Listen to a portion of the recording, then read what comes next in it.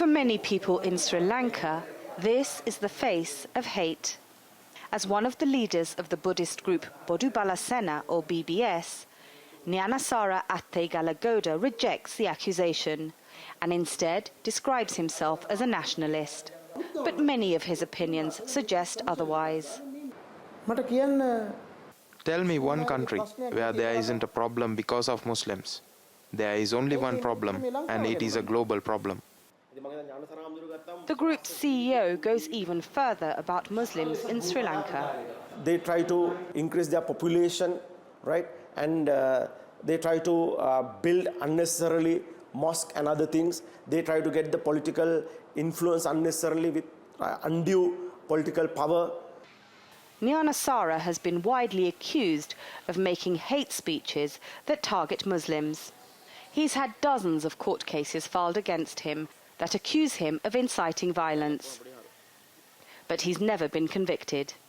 Gnanasara admits he is concerned about what he describes as the Islamization of Sri Lanka, where one day Islam may overtake Buddhism as the dominant religion.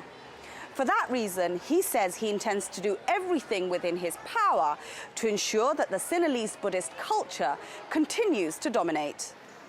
But he denies he's a racist.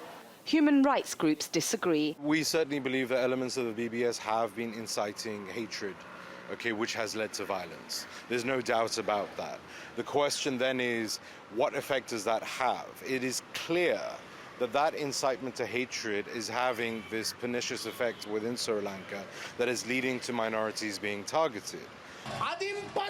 This speech was made by Gnanasara in 2014 in the town of Aththe. In it, he says, referring to Muslims, if they touch us, that will be the end of them. And he calls on the Sinhalese to unite, stop loitering and fulfill your duty. Within hours, a group of Sinhalese attacked a Muslim-majority suburb close to the town. 3 men died. Nearly 4 years on, Gnanasara denies he incited the violence.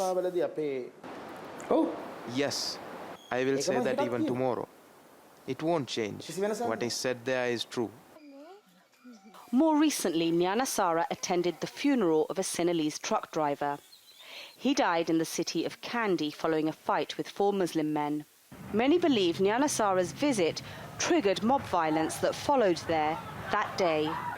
The Sri Lankan government says it won't tolerate anyone who incites racial violence. The impunity, that is, anything could be done against Muslims or any other minorities or Tamils or other and get away, is over.